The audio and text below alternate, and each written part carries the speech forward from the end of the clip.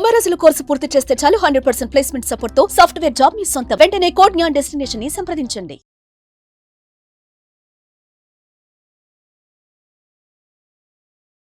నమస్కారం అలగరి రవీంద్రనాథ్ గారు.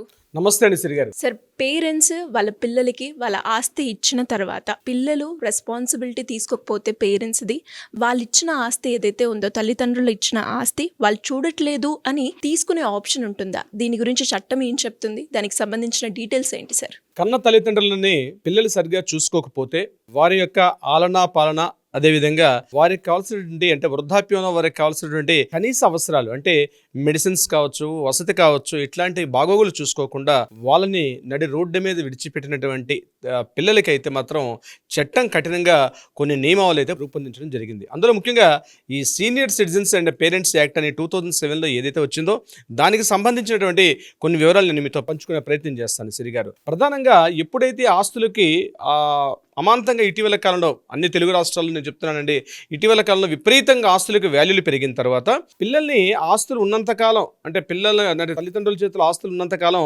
వాళ్ళని చాలా సక్రమంగా చూసుకొని వాళ్ళ బాగోగులు చూసుకొని వాళ్ళ చేత మంచిగా ఆ యొక్క ప్రాపర్టీస్ని తమ పేరిట, నేను చెప్పేది అమ్మాయిలు కావచ్చు అబ్బాయిలు కావచ్చు, ఆ ప్రాపర్టీని తమ పేరు మీదుగా దాన్ని ట్రాన్స్ఫర్ చేయించుకున్న తర్వాత వారి కనీస అవసరాలు తీర్చుకోవాలని నడి రోడ్డు మీద వదిలేసినటువంటి ఎంతో మంది పిల్లల్ని ఈరోజు మనం చూస్తూ ఉన్నాం. ఇటీవల కేసులు కూడా వాటి మీద విపరీతంగా వస్తున్నాయి. దీనికి సంబంధించి కేంద్ర ప్రభుత్వం 2007లో ఒక చట్టాన్ని కూడా తీసుకొని రావడం జరిగింది. ముఖ్యంగా వృద్ధాప్యులు తల్లిదండ్రులకు కావాల్సిన కనీస అవసరాలు చూసుకోకపోతే వాళ్ళు ఏదైతే ప్రాపర్టీస్ ఇచ్చారో, అంటే ప్రాపర్టీస్ ఇచ్చినా ప్రాపర్టీస్ లేకపోయినా వాళ్ళని మెయింటెనెన్స్ చేయాల్సిన బాధ్యత పిల్లలకి ఉంది అని చెప్తూ ఒక చట్టాన్ని రూపకల్పన చేశారు. అయితే దీనికి సంబంధించి ఎలా చేయాలి అంటే ఇటీవల కాలంలో రీసెంట్గా మనకు వచ్చే కేసులు కూడా వాటికి సంబంధించి ఉన్నాయన్నమాట.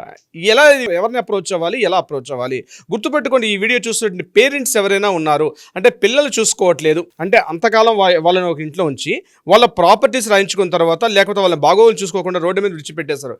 ఇటువంటి సందర్భాల్లో కొంతమంది గవర్నమెంట్ ఉద్యోగస్తులు ఉన్నారు, వాళ్ళ పెన్షన్ మీదో గ్రాట్యుటీ మీద ఎంతో కొంత 2,000 5,000 రూపాయలు వస్తుంది కాబట్టి వాళ్ళ యొక్క జీవనోపాధి నడుస్తూ ఉంటుంది. అటువంటిది లేని సందర్భంలో ఎలా ఉంటుంది అంటే వాళ్ళ పరిస్థితి అగమ్య గోచరంగా ఉంటుంది, చాలా కష్టంగా ఉంటుంది, బాధ చెప్పుకోలేరు, అనేక ఇబ్బందులు ఉంటాయి, వృద్ధాప్య సమస్యలు, ఆరోగ్య సమస్యలతో చాలా ఇబ్బందులు పడుతుంటారు. ఇటువంటి వాళ్ళు తక్షణం ఎలా సంప్రదించాలి, ఎవరిని సంప్రదించాలి? ప్రతి జిల్లాకి సంబంధించి కొన్ని మండల డివిజన్స్ ఉంటాయి, రెవెన్యూ డివిజన్స్ ఉంటాయి. ఆ రెవెన్యూ డివిజన్స్ లో 2 డివిజన్లు 3 డివిజన్స్ అలా ఉంటాయి. ఒక్కొక్క రెవెన్యూ డివిజన్స్ ఉంటాయి. ఆ రెవెన్యూ డివిజన్ కి ఒక అధికారి ఉంటాడు, అతన్ని ఆర్డీఓ అంటారు. ఆర్డీఓ అని ఒక మ్యాజిస్ట్రేట్ గా ట్రిబ్యునల్ గా చేసేది యాక్చువల్గా చట్టం ప్రకారం. సో ఆర్డీఓని డైరెక్ట్ గా వెళ్ళి ఆయనకు ఒక లెటర్ గాని మనం పెట్టుకోగలిగితే ఇమీడియట్ గా పిల్లల్ని పిలిపించి, కొడుకులు కూతుర్లు ఎంతమంది ఉన్నారో అందరినీ పిలిపించి కూడా విచారణ చేసే అధికారం ఆర్డీఓ గారికి ఉంది. ఆ ట్రిబ్యునల్కి అథారిటీ పూర్తిగా ఆర్డీఓ గారికి ఉంటుందన్నమాట. ఆయన ఏం చేస్తారు, పిల్లల్ని ఇమీడియట్ గా పిలిచి వారి యొక్క బాగోగులను చూసి వాళ్ళ యొక్క సమస్యలను పూర్తిగా అంటే ఆ పెద్దవారి యొక్క సమస్యల్ని పూర్తిగా విచారించే అధికారం కూడా ఉంటుంది. ఇది ప్రతి జిల్లా కేంద్రంలో కూడా ఒకటి ఉంటుంది. జిల్లా కేంద్రంలో దీనికి సంబంధించి సీనియర్ సిటిజన్ సంబంధించి ఒక అసిస్టెంట్ డైరెక్టర్ స్థాయిలో ఉన్నటువంటి ఆఫీసర్స్ ఒక వింగే పనిచేస్తుంది. ఒక డివిజన్, ఒక ప్రతి జిల్లా కార్యాలయంలో అంటే ప్రతి జిల్లా కలెక్టర్ ఆఫీస్లో ఒక బ్రాంచ్ కూడా పనిచేస్తుంటుంది.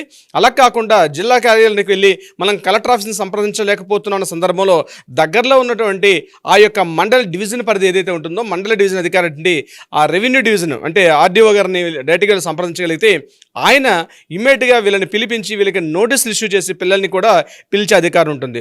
ఒకవేళ పిల్లలు ఇంకా వినట్లేదు అంటే పూర్తిగా వాళ్ళ ఆస్తుల్ని అంటే ఉండడానికి కూడా ఇల్లు ఇవ్వట్లేదు, ఉండడానికి కూడా వాళ్ళకి కనీసం వృత్తి ఇవ్వట్లేదు, వాళ్ళ యొక్క ఆలనా పాలన చూసుకోలేని పక్షంలో వాళ్ళు ఏదైతే ప్రాపర్టీస్ ఇచ్చారో గుర్తుపెట్టుకోండి, పేరెంట్స్ ద్వారా ఏదైతే ప్రాపర్టీస్ సంక్రమించాయో అంటే గిఫ్ట్ ద్వారా కానీ, సేల్ డీడ్ ద్వారా కానీ, జీపీఏ ద్వారా కానీ, ఇతరత్ర ఏ మార్గాల ద్వారా అయినా పేరెంట్స్ నుంచి పిల్లలకి కానీ ఆస్తి ట్రాన్స్ఫర్ చేసినట్లయితే ఆ మొత్తం ఆస్తిని కూడా వెనక్కి రప్పించి మళ్ళీ పేరెంట్స్కి ఇచ్చే అధికారం కూడా ఆర్డీఓ స్థాయి అధికార స్థాయిలో ఉంది. ఇది గుర్తుపెట్టుకోవాలి. ఇది ఖచ్చితంగా ప్రతి జిల్లాలో ఒక 4 డివిజన్లు ఉంటే 4 డివిజన్లో ప్రతి ఆర్డీఓ గారికి కూడా ఈ అథారిటీ ఉంటుంది. ఇంకా ఏమైనా అక్కడ ట్రిబ్యునల్లో కూడా ఆర్డీఓ స్థాయిలో ఉన్న ట్రిబ్యునల్లో దీనికి సంబంధించి విచారణ సరిగ్గా జరగకపోతే కలెక్టర్ గారికి కూడా దీని మీద విచారణ చేసే అధికారం కూడా కలెక్టర్ గారికి ఉంటుంది. సో ప్రాథమిక స్థాయిలో మనం ఏం చేయాలంటే దగ్గరలో ఉన్న ఆర్డీఓ గారిని సంప్రదించి తమ యొక్క వినతిపత్రాన్ని సమర్పించుకొని దాని గురించి మాట్లాడగలిగితే ఇమ్మీడియట్గా ఆర్డీఓ గారు తక్షణం స్పందిస్తారు. ఈ చట్టం 2007 ముఖ్యంగా అదేవిధంగా సీనియర్ సిటిజన్ సంబంధించి ఒక యాక్ట్ అయితే ఉంది. అది 2007లో ఉన్నటువంటి యాక్ట్ ప్రకారం ఆర్డీఓ గారికి పూర్తిగా అధికారాలు అయితే ఇవ్వడం జరిగింది. ఇమ్మీడియట్గా ఆయన దీన్ని విచారణ చేసే అధికారం కూడా వారికి ఉంటుంది. సో ఎవరైనా సరే ఆర్డీఓకి సంబంధించి కానీ విచారణ చేసుకోగలిగితే అవుతుంది. ఒకవేళ వాళ్ళు ప్రాపర్టీస్ ఇస్తే ఆ ప్రాపర్టీస్ని వెనకకు కూడా తీసుకొని అది బదలాయింపు ద్వారా అంటే గిఫ్ట్ డీడ్ కావచ్చు, సేల్ డీడ్ కావచ్చు, ఇప్పుడు నేను చెప్పినట్టుగా వాటన్నిటిని కూడా క్యాన్సిల్ చేసే అధికారం కూడా చేసి పెద్దవాళ్ళకి ఇచ్చే అధికారం కూడా ఉంటుంది. ఇక్కడ 2 రకాలు ఉంటాయి. కొంతమంది అంటే కేవలం హస్బెండ్ ఉంటారు, అంటే తండ్రిని చూసుకోకపోవడం, కొంతమంది తల్లిని దగ్గర పెట్టుకుంటారు, కొంతమంది తల్లిని చూసుకోకుండా తండ్రిని మాత్రమే దగ్గర పెట్టుకుని తల్లిని విడిచిపెడతారు. ఇటువంటి సందర్భాల్లో కూడా తల్లి అయినా తండ్రి అయినా లేకపోతే ఇద్దరైనా సరే కేవలం ఫాదర్కే ఉంటుంది, కేవలం మదర్కే ఉంటుందని కాకుండా కొంతమంది ఏం చేస్తారంటే మదర్ని దగ్గర పెట్టుకుంటారు, అదేవిధంగా తండ్రిని విడిచిపెడతారు. అట్లా కాదు, తండ్రిని దగ్గర పెట్టుకుంటారు, తల్లినేమో దూరంగా విడిచిపెడతారు. అలా కాకుండా ఇద్దరికి కూడా వర్తిస్తుంది. ఇక ఇది కాకుండా ఇంకొక విషయం ఏంటంటే ఇక్కడ కేవలం ఆడపిల్లలకి హక్కు లేదేమో, ఆడపిల్లలకు మా బాధ్యత కాదు, మాకు పెళ్లి చేసి మేము వేరే ఇంటికి వెళ్ళిపోయాం కాబట్టి మాకు సంబంధం లేదని ఆడపిల్లలు కూడా తప్పించుకునే ప్రయత్నం చేస్తారేమో. లేదు, ఆడపిల్లలకు కూడా హక్కు ఉంటుంది, ఆడపిల్లలకు కూడా వాళ్ళని చూసుకునే బాధ్యత ఉంది. ఎందుకంటే వారి యొక్క ఆస్తిలో ఆడపిల్లలకు హక్కు వచ్చేటప్పుడు వాళ్ళ బాగోగులు చూసుకునే బాధ్యత కూడా ఆడపిల్లలకు కూడా ఉంటుంది. అంటే దగ్గర తీసుకొచ్చి పెట్టుకోకపోవడం పక్కన పెడితే వాళ్ళకి ఎంతో కొంత వృత్తి ఇవ్వాల్సిన అవసరం ఉంటుంది. అంటే ఒకవేళ అన్నదమ్ములు అంటే వాళ్ళకి ఎంత ఇవ్వాలి, ఎంత పేమెంట్ ఇవ్వాలన్నది అక్కడ ఆర్డీఓ గారు నిర్ణయిస్తారు. అంటే వారి యొక్క జీవన ప్రమాణాన్ని బట్టి ఎంత అమౌంట్ ఇస్తే సరిపోతుందని చెప్పి, అంటే కనీసం ఉండడానికి ఒక వసతి ఉండాలి, వాళ్ళకు వైద్య ఖర్చు లిమిట్ ఉంటుంది, వారి యొక్క మిగిలినటువంటి వాటికి సంబంధించి అంటే వాళ్ళ మెయింటెనెన్స్ సంబంధించి కూడా ఉంటుంది. వీటన్నిటిని కూడా పూర్తిగా ఆడపిల్లలకైనా అదేవిధంగా అబ్బాయిలకైనా అంటే అంటే కొడుకులకైనా కూతుర్లకైనా సమానంగా వాళ్ళందరినీ కూడా మెయింటైన్ చేసుకునే హక్కు ఉంటుంది.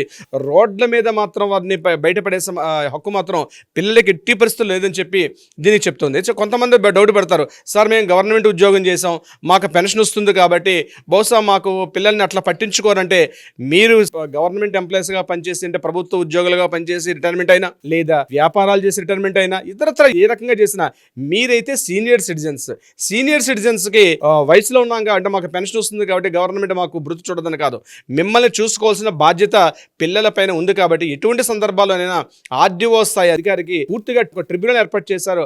ఆ ట్రిబ్యునల్లో ఆయన విచారణ చేసి పిల్లల్ని పిలిచి వాళ్ళందరినీ కూడా ఒక కనీసంగా ఆయనకి ఇవ్వాల్సిన అమౌంట్ ఉందో దాన్ని నిర్ణయించే అధికారం ఆర్డీఓ గారికి అయితే ఉంటుంది. సిరిగారు సార్, మరి ఇలా ఎవరికైనా కూడా ప్రాపర్టీ రిలేటెడ్గా ఇష్యూస్ ఉన్నా వాటిని లీగల్ పరంగా తీసుకెళ్ళాలి అనుకునే వాళ్ళు మిమ్మల్ని ఏ రకంగా అప్రోచ్ అయ్యే ఛాన్స్ ఉందంటారు సార్? తప్పనిసరిగా సిరిగారు కింద నా స్క్రోల్ అవుతున్న నెంబర్ని కాంటాక్ట్ చేయగలిగితే లేదా అట్లీస్ట్ వాట్సాప్ చేయగలిగితే వాళ్ళకి కావాల్సినటువంటి సలహా సంప్రదింపులు మనం వాళ్ళు అందజేస్తారు మన లీగల్ టీం. అంతేకాకుండా ఇంకా న్యాయపరంగా ఏదైనా పరిష్కార దిశగా కావాలనుకుంటే కూడా ఆ దిశగా కూడా మన వాళ్ళ ప్రయత్నం చేస్తారు. సిరిగారు thank you sir, thank you so much. Thank you so much అండి.